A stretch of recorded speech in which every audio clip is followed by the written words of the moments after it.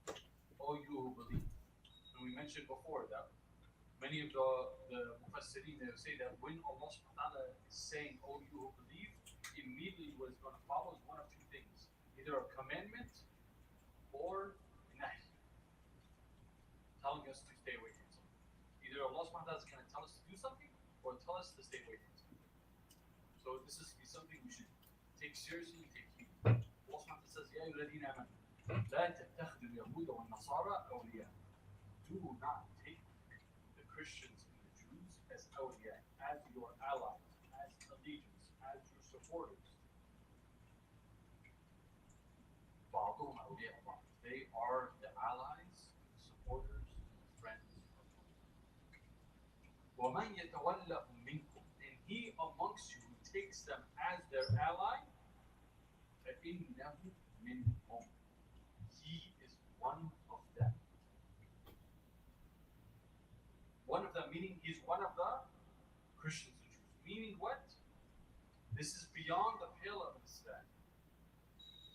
There's a famous hadith of Hatib ibn Balta'a. I can't, for time, because I want to get through all the points today. But the point being is, the end of the hadith, the shahid in the hadith, is that Umar radiallahu anhu was saying, I'm going to kill him. Because he made an alliance with Quraysh over the Muslims in Medina. The Rasul did not stop him. He didn't kill him, he didn't end up killing him. His saving grace, as you say, was he says, he is from Ahl Badr. Maybe, this is the response of Allah, maybe Allah subhanahu wa ta'ala looked down on the people of Badr and say, do whatever you please, for I forgive you. But he didn't stop him from saying, let me kill this munafiq. He didn't correct him and say, no, he's a believer. He's saying, when you take an allegiance and an alliance against the Muslims with the non-Muslims, this takes you out of the focus. Allah says again,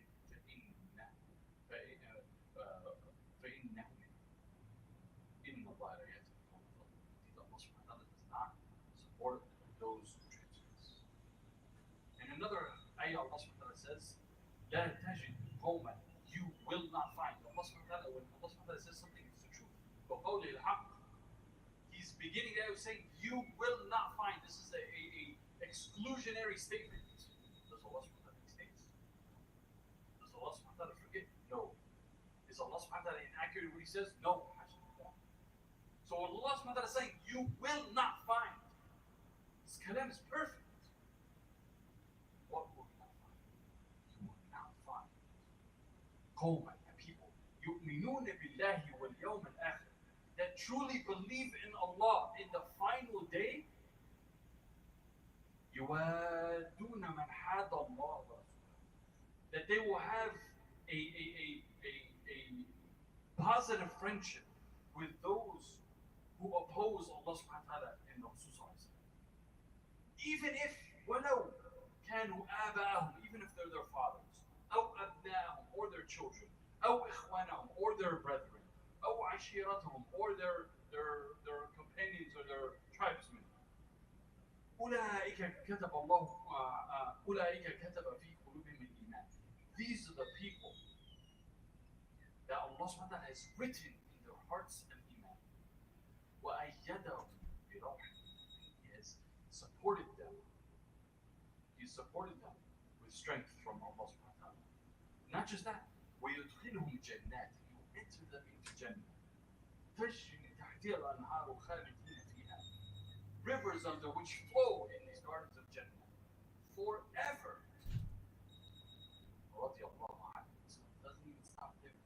Not only will Allah subhanahu wa ta'ala support them, not only will Allah subhanahu wa ta'ala give them the strength, not only will Allah subhanahu wa ta'ala give them hidayah, not only will Allah subhanahu wa ta'ala give them Jannah, not only will there be rivers flowing under them, but on top of that, Allah subhanahu wa ta'ala says, رضي الله عنه. Allah subhanahu wa ta'ala is pleased with them.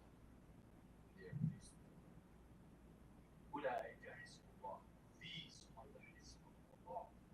This is the party of Allah. ألا إن حزب الله هم المفلحون. Indeed, it is the party of Allah who will be successful. Do not be wish to be from the party of Allah subhanahu wa ta'ala. Allah subhanahu wa ta'ala says, if you truly believe, you will not find in your heart a friendship towards those who fight you, who want to harm you, who pay to support against you. And I don't want to keep on digressing, but I'm hoping that now the blinders have been taken off. That we see the truth as the truth. Because a few months back, some of us, let's be honest, some of the brothers here, some of the sisters here will be like, man, what's wrong with these guys? They're making it seem like it's us or them. We live in this country, we're friends, we work together, we go to school together, we talk together, we go to dinner together, we learn together, we go to job together, we graduate together. We're like them, they're like us. Why are you making it harsh like this? Well, they're paid to kill you. They're supporting to kill you. They're doing everything they can to kill you. And then you want to go break bread with them. Are we friends? Are we friends? just saw something this morning. Some of these Jews against Israel, Jews for peace in Canada, standing up, they're talking about there's charities that you can pay for right now, allowed under the Canadian government. Some of them are for illegal Jewish settlements. Some of them are known terrorist IDF gangs that go and kill settlers. And you can pay this money. Some of them brag on their website that they stopped the aid. So Canada sends the aid, and then this group goes and stops the aid from getting to them. And you can go and you can pay and donate, and it's not illegal. But when you go and you put dollars to help your Muslim brothers overseas, come for you in cuts because they say you're supporting terrorism. What side are we on? What side are we on? We have to understand what side we're on, brothers and sisters. And we can't look to them for the help. Again, I can't get into the details, but we mentioned this many khutbahs ago. Al-Hajj Malik al-Shabaz, rahimahullah, Malcolm X, in 1963 or 1964. I don't know how long ago that is. 60-some years ago. 60-some years ago, subhanAllah. He told you and I, don't think that the liberals and the conservatives or the Democrats and the Republicans are your friends. One of them is a wolf, one of them is a fox. One of them hates you and he wants to eat you and he tells you that to your face. The other one comes next and plays nice. But they both want you on their plate. They both want you on their plate. The only difference is how they approach it. The Republicans will stand eye to eye. They'll tell you, we hate Islam. Islam is a false religion, this. We hate the Muslims. The Democrats are like, we love Muslims. We just have a problem with Islam. Just change a little bit, brother. Why do you have a problem with homosexuality? Why do you have a problem with this? Why do you have a problem with this one? Come on, let's change. Let's be modern, bro. Let's be modern. Let's be new. Let's be up to date. Islam needs change. And then they buy some of our scholars, so-called scholars, who come up now with new fatwas. Things that we've never heard of in 1,400 years of scholarship. Saying, no, okay, it's been haram for 1,400 years, but now, mashallah, we're reinventing the wheel. It's going to be halal. It's going to be okay. No problem. I've been talking the past few khutbahs about the Khilafah and how the Khalifa is the shield of the Muslims. He protects us. And we have so-called dollar scholars for hire on YouTube at their so-called masjids saying that we shouldn't go and work towards establishing Khilafah. I'll tell you, Mashi, what do you want? If we don't have Khilafah, what do you want? I'll tell you what they want. The next thing, I promise, mark my words, the next thing you're going to see, they're going to start telling you to vote for someone. To make wilayah, to make alliance with the disbelievers. The second you think your solution and my solution to our problems lies in the hands of the West or the non-believers, you've already lost. Dunya and akhirah. Because number one, you think Western ideology somehow is an answer to your problems. And number two, Allah subhanahu wa ta'ala told you and I, if we make an alliance with the disbelievers, then the choice is clear. We are one. Our answer is al-Islam. Wallahi, there's some brothers, you see them, مثلا back in the day, if you see some of the speeches of Muhammad Ali, rahimahullah, the former boxer, not to discuss, the pros and cons of boxing and stuff, we're not going to go down that road. But if you see his interviews, at a time when he was a black man in a racist America, he was so unpopular to be black, but on top of that, he was Muslim. And the conviction and the fervor with which he responded eye to eye.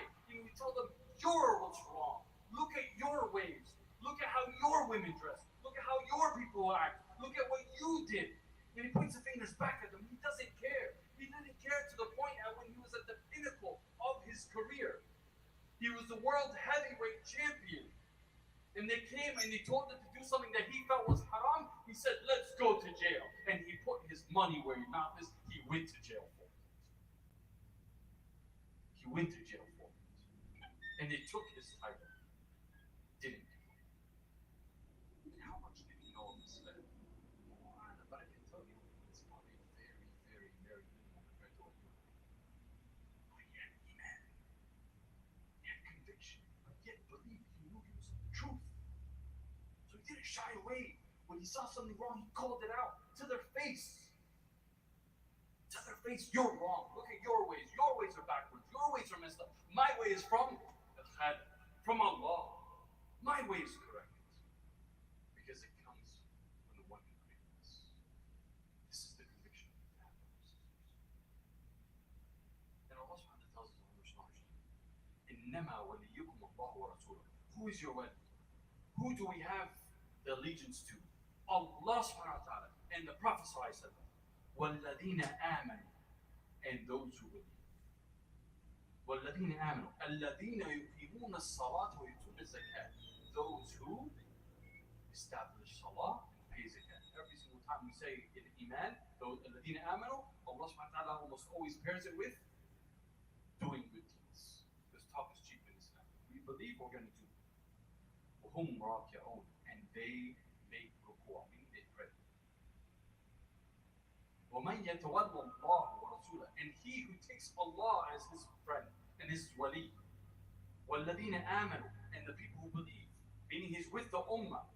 فَإِنَّ حِزْبَ اللَّهِ هُمُ الْغَالِبُونَ. Indeed, the party of Allah will be those who are victorious. I want the victory of Allah, brothers and sisters. We need to recognize that we can't look to the outside for answers. We can't rely on others for answers. The answer's right there. The answer's in the Quran. The answer's in the Sunnah. We have the answers. We can't rely on anyone else. Now, I don't want someone to misunderstand. I'm not saying that if we see something evil, we don't try and fix it in this country. No problem. We should be fixing the evil in any place we live. We should be a change agent everywhere we live. But the second you and I think that the answer is through democracy, or some people say the answer is democracy, I question, Wallahu alam, I'm not pointing at fingers, I question if you're Muslim. I do, honestly. I have a pure, I would challenge anyone, after the khutbah I'll be available for someone wants to come and tell me how you can claim to be a Muslim, a submitter to Allah, who brought his own sharia, and then believe in white people who took black people as slaves and considered them as 3/5 humans and used to give blankets with smallpox to chemically eradicate and ethnically cleanse an entire nation of Native Americans in this country, and you tell me their aqidah is better than ours. Come and tell me that's your answer. We'll talk. So step one, brothers and sisters, we have to recognize who our friends are and who our enemies are. And obviously we have to be Allah subhanahu wa ta'ala says He doesn't prevent us from being kind to those who are kind to us, those who don't fight us, those who don't kick us out of our homes, those who aren't warring against us. No problem, we can be kind to them. Don't misunderstand me. But those of us who have shown their true colors, who are out there supporting killing the Muslims day in and day out, you have to see and call a spade as a spade. You have to see what side you're on. Because by Allah in Islam, there's no middle ground. You're either with the solution or you are part of the problem. We don't want to be part of the problem. Number two, we have to hold together with the believers. And inshallah, this is what I'm going to conclude with at the end of the khutbah. Number three, we need to be honest with ourselves. I'm starting this with myself. 100% honest. Let's be honest about what we're doing here. What are we doing here in America? What are we doing in the West? Why has the Ummah not done anything? Allahu Alam, I think this ayah embodies this answer.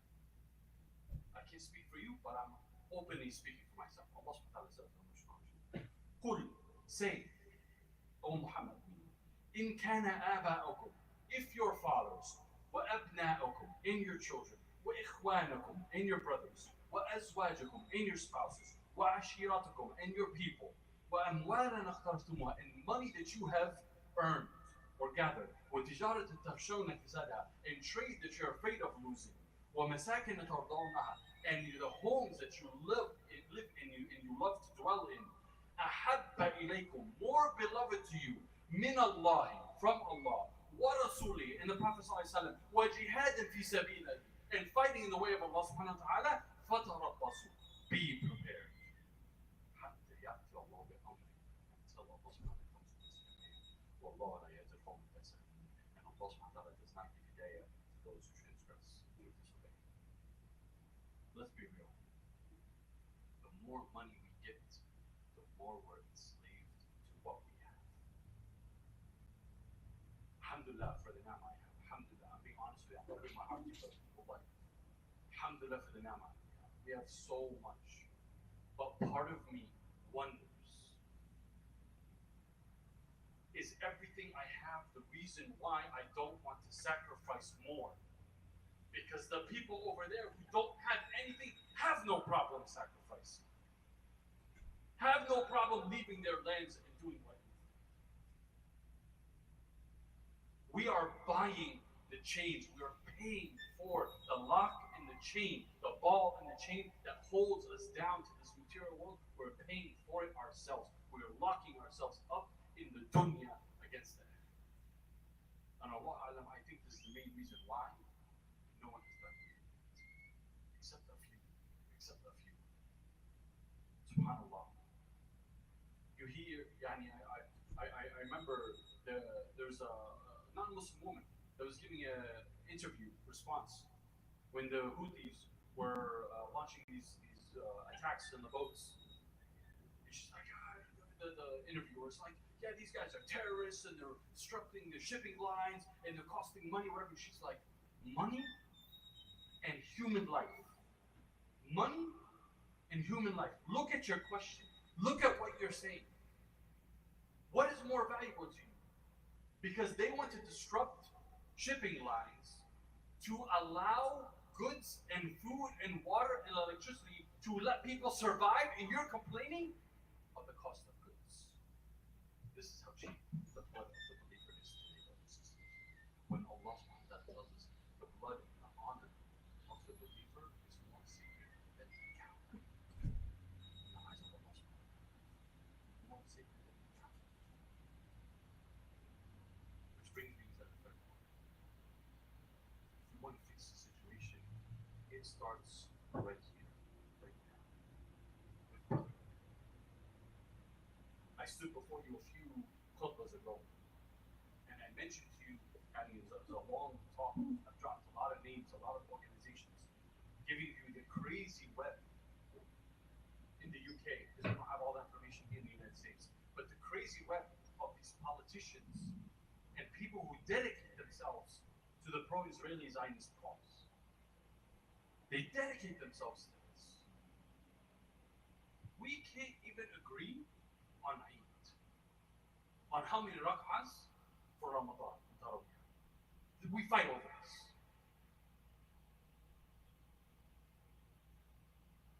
The solution is in our hands. Allah subhanahu wa ta'ala tells in the Quran, وَاعْتَصِمُوا بِحَبِّ اللَّهِ جَمِيعًا, and hold fast to the rope which Allah subhanahu wa ta'ala sent to you. Some say it's Islam, some say it's Quran, all the meanings the same. وَلَا تَفَرَّقُوا, and do not break apart. Do not differentiate. Do not go different ways. This is a command from Allah subhanahu wa ta'ala. And what happens when we do? Allah subhanahu wa ta'ala tells us another ayah. وَأَطِيعُوا اللَّهَ وَرَسُولَهُ, obey Allah and the Rasul sallallahu alayhi wa sallam. وَلَا تَنَازَعُوا, and don't differ. Don't break apart. What happens if you do? فَتَفْشَلُ, you will fail. وَتَذْهَبَ رِيحًا, and your strength will go away. وَاصْبِرُوا, be patient. إِنَّ اللَّهَ مَعَ الصَّابِرِينَ, indeed Allah subhanahu wa ta'ala is with those who are patient. So before I conclude, inshallah, I'm just going to leave you with a couple quick hadiths. For time, I'm going to skip the Arabic actual hadith itself. I'll just say the translation in English. Anyone has questions of them, we can go to them afterwards, inshallah. First one, and I want you to think about these brothers, because wallahi, I think they're eye opening. The first one, Abdullah bin Salam, he said, when the Rasul came to Medina, the people rushed towards him, and he said, Ya Rasulullah, or the Rasulullah has come. And and people came and they looked at the Rasul. The first thing he said was, Ya ayyuhan nas. This one I'm going to read now because it's a beautiful hadith. You should all memorize it. Ya ayyuhan nas, oh you people. Afshu salam. Spread salam. Wa at'amu ta'am. And spread food and invite each other and feed one another. Wa sallu bil-layli wan-nas niyam. And pray at night when everyone else is sleeping. Tadkhulu al-jannata bi-salam. You will enter into Jannah easy. The beginning here I want to mention was what? The shahid. Afshu salam wa at'amu. How many of us we are here every single week? We sit next to the brother, we see him hundreds of times a year. We still don't know his name. We've never given salam to him. We talk about brother, I'm Arab, this guy's Indo-Pak, this guy's Bangladeshi, this guy's American, this guy's black, this guy's... How many times we sit here and we don't give salam to our brother? We don't even know his name. We don't even know where he lives. We don't know what he does. We don't know anything about him. Maybe the brother's struggling. Maybe the brother needs help. Maybe one day you're going to need help. What kind of brotherhood is this? We should know every single one of each other. Did you know that in the time of the Sahaba radiallahu anhum, if someone didn't make it to Salat al-Fajr in the masjid, they would go visit. They'd be like, either one or two things died. He's sick or he died. One or two. They knew every single person. But again, at the time of Rasulullah's passing, the Muslims were what? They're 100,000 strong. 100,000 strong. That's how strong the brotherhood was. They knew one. Another hadith of Rasulullah says, there are 6 rights of a Muslim upon another. So they said, Ya Rasulullah, what are these 6 rights? He said, when you meet him, you give him salam. When he invites you and he's for food, you accept it. When he asks for advice, you give it to him. When he sneezes and he says Alhamdulillah, you say Alhamdulillah. And when he falls ill, when he becomes sick, then you visit him. And when he dies, you follow him to his burial. Do we do all of these? There was a 3-year-old who just passed away. His janazah was at 2:30 at this time. And they buried him. Wallahi, my son and I were just talking about this. I'm just giving you my honest opinion. Wallahi, I was telling him, I was like, look, let's try and see if we can leave a little early and make it. Time was going to conflict. I was going to be able to make it there and make it to Khutbah in time. But how many of us make a concerted effort to find a brother that we've never met, may never meet, but because he says La ilaha illallah, or his parents say La ilaha illallah, I want to go to his janazah. I want to make dua for him. If you're the most greedy person, go, because praying in the janazah gives you a qiraat of reward, and following him to the janazah and burying him gives you 2 qiraat. So if you're greedy for yourself, if you're not about the brotherhood, at least get yours. At least get yours. In another hadith, the Rasul says, everything of a Muslim is sacred to a Muslim. His property, his honor, and his blood. It is enough evil for any man to despise his brother. To despise his Muslim brother. His honor. How many of us backbite our brothers? How many of us say bad things about another Muslim? La ilaha illallah Muhammad Rasulullah is sacred. It says, hands off.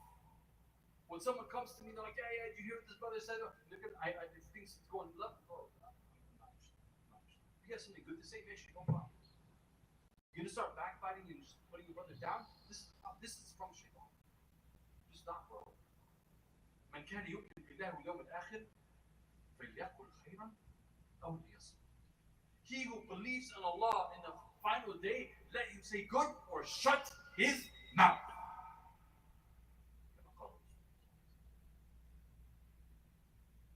Rasul said, the Muslim is the brother of the Muslim. It is not permissible for the Muslim to sell his brother goods in which there is a defect without pointing it out to him. You can't cheat your brother. You can't cheat your brother. Abu Bakr, when he would come to sell something, the first thing he would do, he would show and point out to you what was wrong with it. And then he tells you the forgiveness. The believer is a mirror to the other believer. The believer is the believer's and the believer is the believer's brother who guards him against loss and protects him when he's absent. The believer is a brother to the believer, so it is not lawful for a believer to outbid his brother. What? Yeah, to outbid his brother. He should not even propose to an engagement when his brother has proposed already until he's given up. For those of you brothers that want to get married, that think it's a free-for-all. If you know your brother's interested in sister, khalas.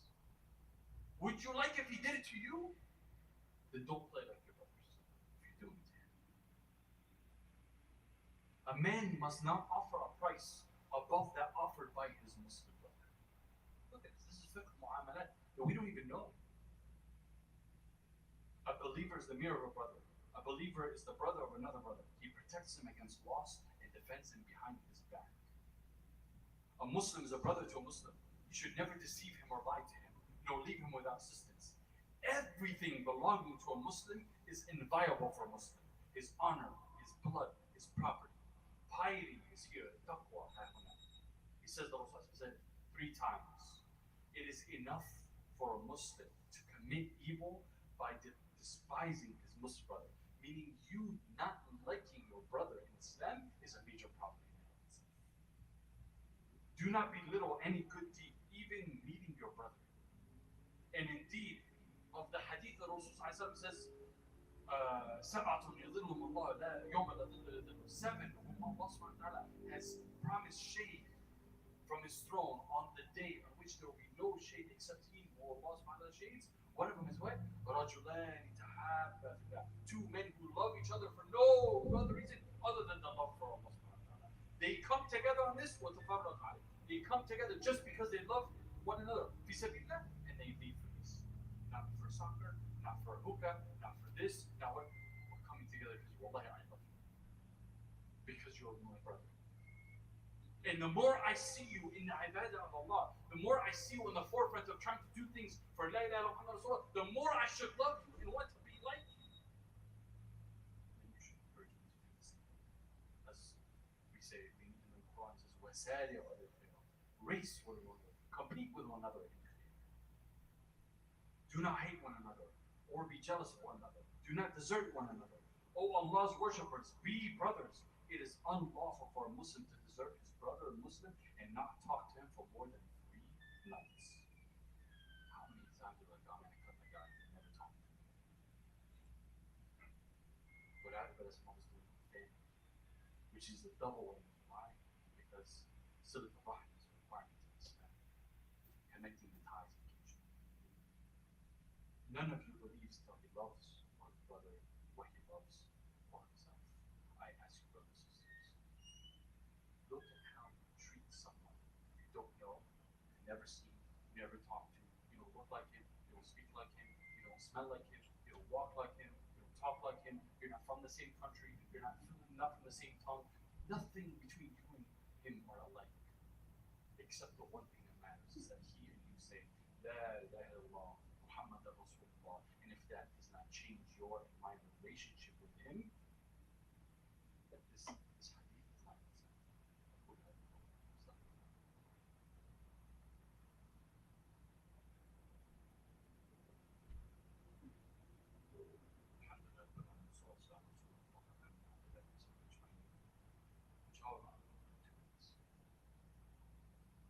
So what can we do? What can we do? We said, number one, let's not look to the West or anything outside of Islam for the solution. Number two, the solution is within us. Meaning we have to know it. We have to know our own. We have to stick to it. We have to know Allah, Allah. Number three, we have to stick to the brotherhood of Islam.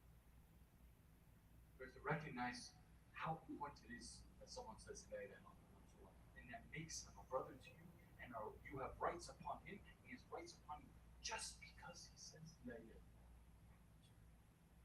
I don't even like saying just because that belittles him. Because he says La ilaha illallah. That is the greatest wrong. The bond, brothers and sisters. Some of you, many of you, mashallah, are younger. Inshallah, Allah subhanahu wa ta'ala will bless you with spouses and children. Say Ameen. One day you'll understand what I'm talking about. This is something I couldn't understand until I had my own children. When right now, by Allah, I would die for my child. I remember the saying of Abu Bakr when his son Abdul Rahman, who came late to Islam, so he was a non-Muslim in Badr.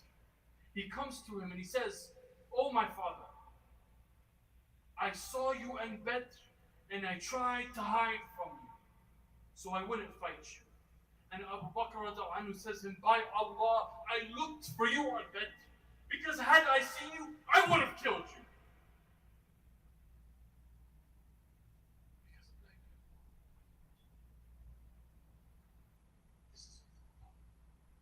This is that which differs. So what can we do? Number one, we have to change our mentality. We are not here just for me and you. Imagine we're on our boat and we need all hands on deck. The boat is sinking. I think we'll all agree the boat is sinking. We need every single able body to keep the boat afloat. If you and I are not working actively for the ummah, you're working actively against the ummah. We need to work together. The Rasul has an amazing hadith. He says, "In kharaja thalathatun fi safar." If three of you leave and suffer for travel, فَلْيَأْمُرُوا أَحَدَهُمْ. They should not leave until they make one of them an amir. I'm telling you just my idea. Why don't we have an amir of Tampa? We all have left our homes. We all are traveling amongst the non-Muslims. Why do we not have an amir of Tampa? Someone that can unite the ummah. For those who are listening, I'm just going to clarify. We're not calling for khilaf in America. That's not what we're talking about. But we are calling for an imara, someone to unite us. So that when you and I disagree, no problem. I'm still going to go with Amir. Why? Because it's his job. If he makes a fault, that's his problem. If he does right, alhamdulillah. But bring this here. Why don't we have that? We should be establishing this. And we should be calling on to the entire Muslim community here. And every single masjid. Those who want to join, fine. Those who don't want to join, no problem. When they see we're succeeding and they're not, inshallah they will join. Their people will help us join. Why don't we have that? Why don't we have a circle or a network of Muslim businesses and businessmen? And I say Muslim, I'm emphasizing Muslim, meaning we actually follow Islam. Not you say La ilaha illallah Muhammad Rasulullah and then you're serving haram. You're buying haram. You got hookah and you got alcohol. You're lying and you're stealing and you're cheating. No, someone who Muslim. Why don't we have a list like that? Just like the Jews do.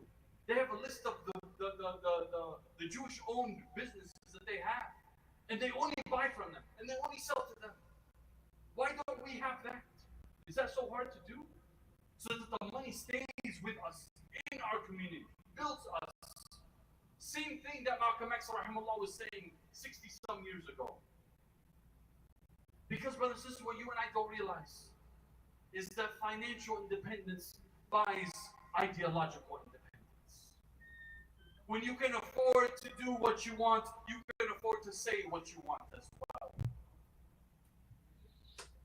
No one who cuts you off, and with BDS, I'm not saying anything bad about it, but that's yesterday's issue. Today, we shouldn't even be boycotting, we should only be buying our stuff. I talked about this many khutbahs ago. Over 80% or 85% of Zabiya Hamid is produced by non-Muslims. How are we in utter shame that all we do is consume, but we don't make it? We just pay dollars and we complain when the dollars go, but we don't. Why don't we have an Ansar program? So when brothers come from Tampa, as you know, Tampa, mashallah, is one of the fastest growing cities in all of Florida, if not the number one. When brothers are coming from other places to Tampa, when brothers are coming from jail, they're coming out. When brothers are coming from high school and college, they're coming out. They have someone older, they have someone mature that we can buddy with, who has similar complementing skills, who can help them, take care of them. We were in undergrad, we were just a few Muslims, we were a very, very small community where I went to undergrad. And we had a big brother, big sister program. where we would pair the young Muslims with older Muslims from college. And we would take them out. We go places. We do things. Why don't we have that? And for those of us, inshallah, that have children, I'll conclude with this. What are our goals with our children? If your goal is so your kid can grow up and go to this fancy university and get these degrees and PhDs and MDs and JDs and all of that stuff, I got one of those. I can tell you it doesn't make me better. But today, inshallah, you will be Salahuddin Ayyubi when you grow up. Inshallah, you will be like Inshallah, you will be like Khalid ibn Walid. Inshallah, you'll be like Umar radiallahu anhu. Inshallah, you'll be like Abu Bakr. Inshallah, you will be the next Amr ibn al-As. Inshallah, you will change the ummah. And tell him, he's right in front of me, I'm telling you, that when you grow up, your job is to serve the ummah. No one else. Your job is to make this place better. To serve the ummah, to raise an ummah of Islam. And we can change that mindset.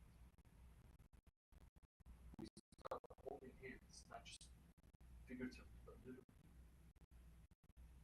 Then, what's it?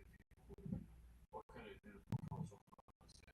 اللهم أرنا الحق حقا وارزقنا اتباعه وأرنا الباطل باطلا وارزقنا اجتنابه اللهم وفقنا في الدين اللهم وفقنا في الدين اللهم وفقنا في الدين اللهم وفقنا في الدين اللهم انصر المسلمين المستضعفين والمجاهدين كل حال رب العالمين اللهم حل المسجد الأقصى رب العالمين اللهم حل المسجد الأقصى رب العالمين اللهم حل المسجد الأقصى رب العالمين اللهم تكفي حسنا بالحسنات عباد الله إن الله على كل شيء قدير يا أيها الذين آمنوا صلوا عليه وسلموا تسليما إن الصلاة تنهى عن الفحشاء والمنكر والبغي يعظكم لعلكم تذكرون فاذكروا الله يذكركم واشكروا عليه يزدكم ويغفر الله أكبر والله أكبر الله أكبر أشهد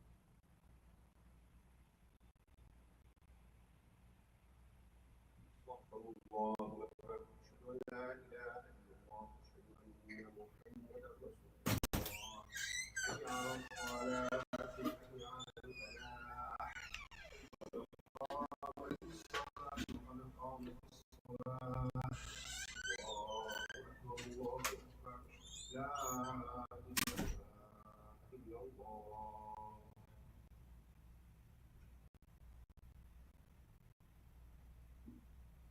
Nothing like that, those straight lines, you have to do shoulder, shoulder, these straight lines, it's a lot.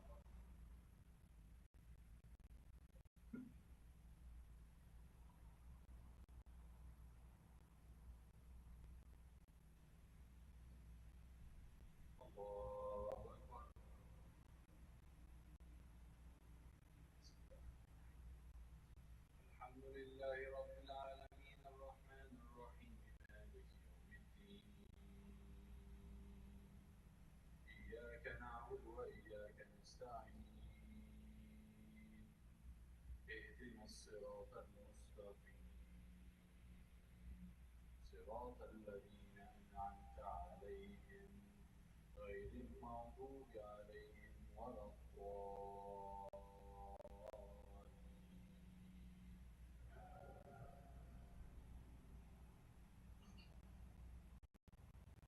ألهاكم التكاثر حتى زرتم المقابر كلا سوف تعلمون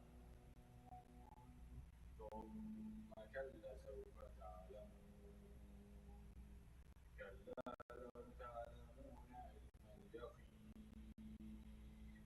لترون الجحيم عين اليقين ثم لتسألن يومئذ عن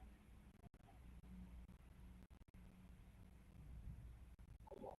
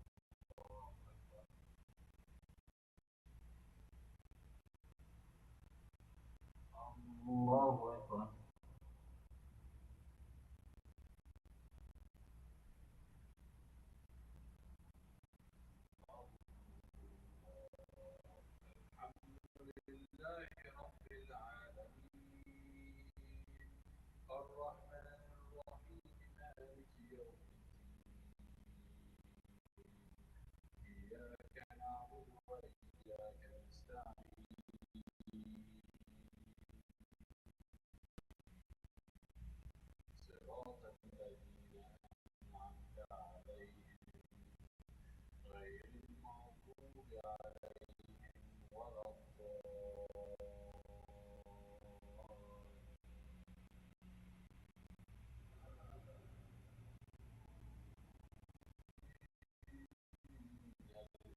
الإنسان لفي خسر إلا الذين آمنوا وعملوا الصالحات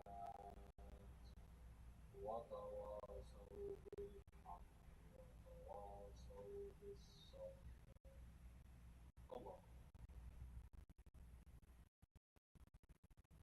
الله لمن حمده.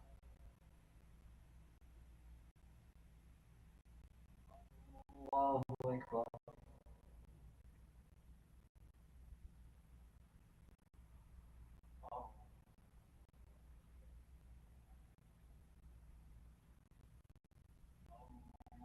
الله أكبر.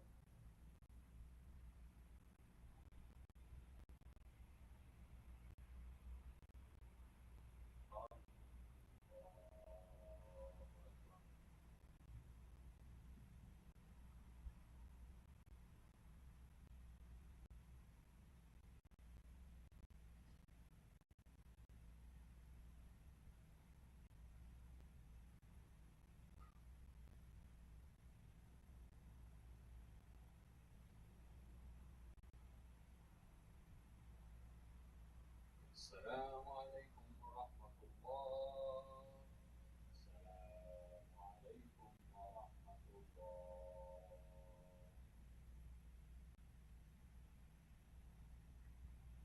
السلام عليكم ورحمة الله. Don't forget to make dua for your brother who passed away, inshallah. And don't forget to be generous, inshallah, right after the podcast.